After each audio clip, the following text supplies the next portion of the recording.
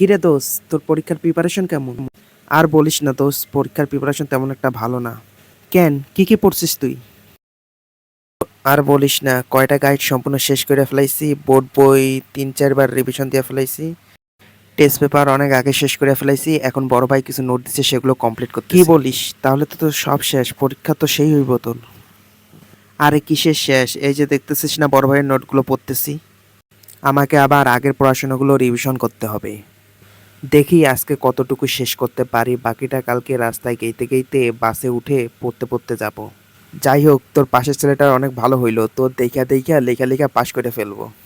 শোন, আমার যদি জীবনও চইলা যায় তারপরও আমি পাশে বেঞ্চে বসে থাকা ছেলেকে দেখাবো না, ওর হেল্পও করব না আমি।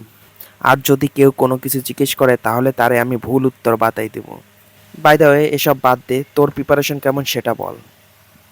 নিছি তো, খাতা কলম রুল রবার পেন্সিল যা কিছু লাগে আমার সব কিছু নিছি। শুধু প্রিপারেশনটা নেই, প্রিপারেশনটা আজ রাতের মধ্যে নিব। তাহলে তুই এক্সামে গিয়ে কি লিখবি? আল্লাহ ভরসা।